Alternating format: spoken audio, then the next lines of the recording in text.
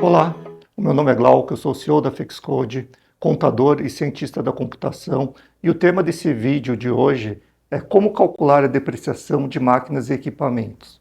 Nós iremos estudar o que é a depreciação, quando a depreciação se inicia, a diferença entre a depreciação fiscal e contábil e por que é tão importante fazer esse cálculo.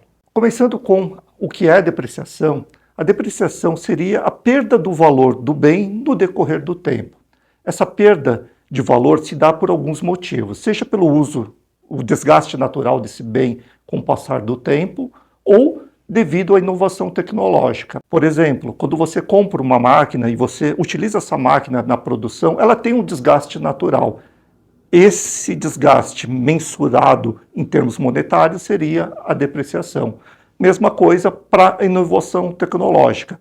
Você comprou um computador, com o passar do tempo lança-se modelos novos, os modelos antigos vão perdendo valor.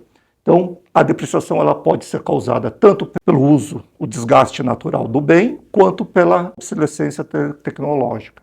E quando a depreciação se inicia? Segundo a CPC 27, nós devemos iniciar o cálculo da depreciação quando o bem está disponível para uso. Devemos parar o cálculo da depreciação quando ele for classificado para a venda, quando esse ativo ele for baixado aí por diversos motivos, ou quando o bem estiver totalmente depreciado. Qual que seria a diferença entre a depreciação fiscal e a depreciação contábil? Atualmente, na nossa legislação, nós temos duas contabilidades, entre aspas, para o controle do imobilizado. Uma para atender a legislação fiscal e a outra para atender a legislação contábil, a legislação societária.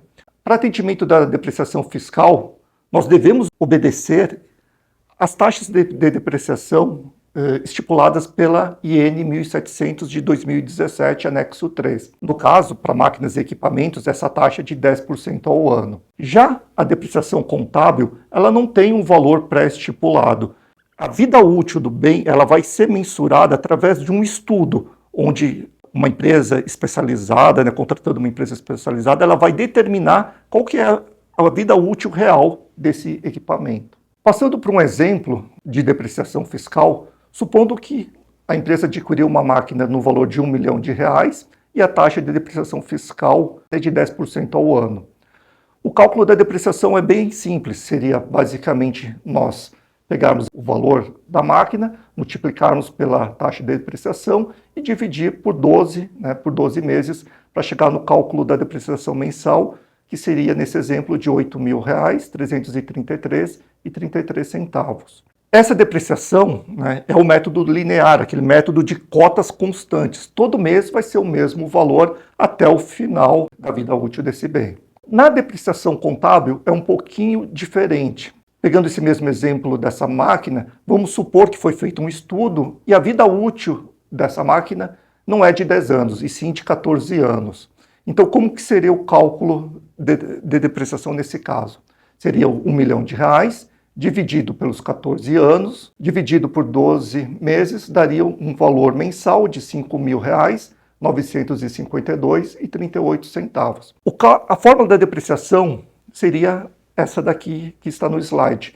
É o valor contábil, menos o valor residual de descarte. Aqui no nosso exemplo, para simplificar, esse valor seria zero, menos as estimativas de provisão para perda por impairment, se houver. Dividido tudo isso pela vida útil. Um outro método que também é utilizado para o cálculo da depreciação de máquinas e equipamentos é o método das unidades produzidas. Esse método ele é um pouco diferente. Ele não vai ser mais uma depreciação constante, uma depreciação linear. Ele vai depender da produção mensal de cada bem.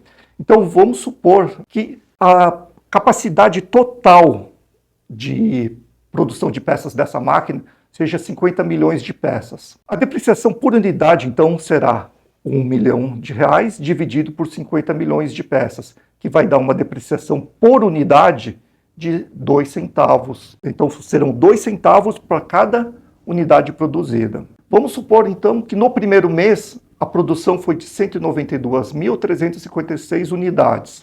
O cálculo da depreciação, então, é bem simples. A gente pega a quantidade produzida, multiplica por aquele número, por aquele fator que nós calculamos, né, 0,02, né, 2 centavos, que daria uma depreciação mensal de R$ 3.847,12. No próximo mês, nós teríamos que apurar novamente qual foi a quantidade de peças produzidas e repetir esse mesmo cálculo. Então, a diferença, né, desse cálculo para o método linear é porque ele vai refletir quanto que foi o desgaste do bem, né, de acordo com a produção. Se a máquina produzir mais peças, a depreciação vai ser maior. Se a máquina produzir menos peças, o valor da depreciação mensal será menor também. E por que o cálculo da depreciação é tão importante, né? Nós temos 3 razões principais.